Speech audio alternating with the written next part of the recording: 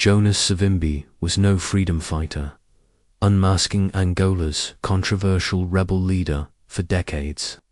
Jonas Savimbi, founder and leader of UNITA National Union for the Total Independence of Angola, was portrayed in the West as a freedom fighter, a Cold War ally and a symbol of resistance. But behind the carefully crafted narrative lies a darker, more complicated truth. Piero Gligas, a professor at Johns Hopkins University and a leading expert on U.S. foreign policy in Africa, sets the record straight. Savimbi was not a liberator, but a power-hungry warlord whose alliances with colonial and apartheid regimes betray his true motives. Savimbi's strategic betrayals. During the independence struggle, while Savimbi was indeed a capable guerrilla commander during Angola's War of Independence 1961 to 1974, his early collaboration with the Portuguese colonial regime reveals his willingness to sacrifice national liberation for personal power.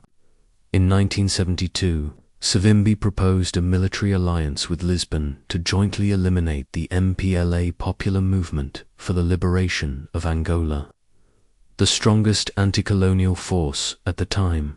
For nearly 2 years, he worked with the Portuguese army, a move that severely undermined Angola's independence efforts.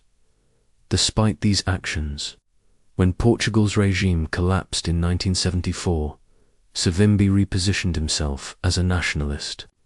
Ironically, this shift in branding led Western audiences to embrace him as a freedom fighter, ignoring his previous collaboration with colonial oppressors. By 1979, even European newspapers like Expresso publicly documented his betrayal, stating that his cooperation with the Portuguese was undeniable.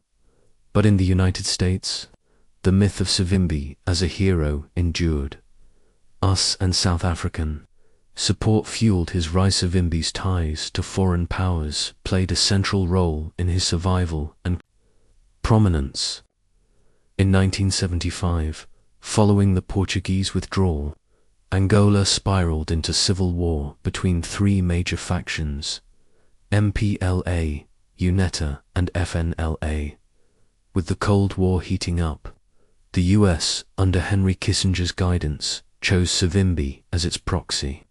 The CIA launched a covert operation, supplying UNITA with arms and intelligence. At the same time, Savimbi courted South Africa's apartheid government, promising future cooperation in exchange for military support. This unholy alliance made Savimbi a key figure in Southern Africa's destabilization. While the MPLA, with support from Cuba and the USSR, fought for liberation and Pan-African solidarity, Savimbi aligned with apartheid terror Pretoria, drawing global criticism, though not from Washington.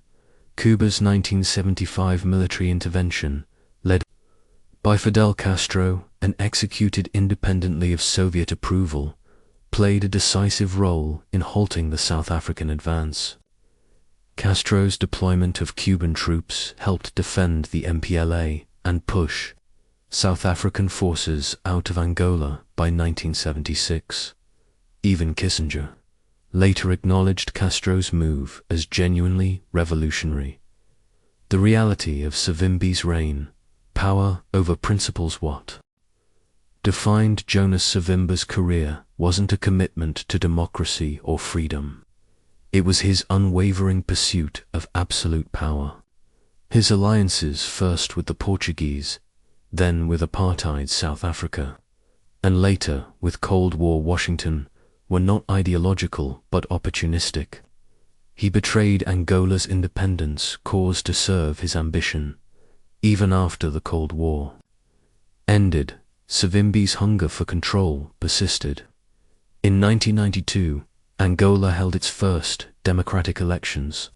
When he lost, rather than accept the outcome, he resumed warfare, plunging the nation back into brutal conflict.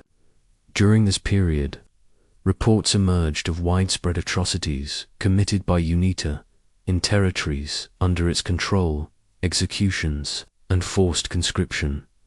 Despite these crimes, Savimbi was still lionized in certain Western political circles.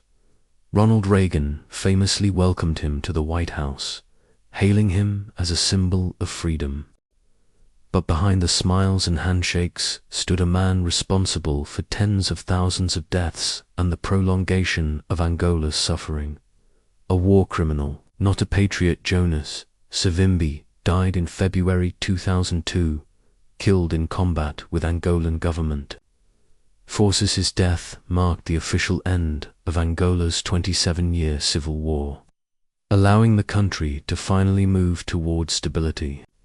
Yet in the wake of his death, many Western commentators continued to portray him as a flawed hero, downplaying the devastation his rebellion caused.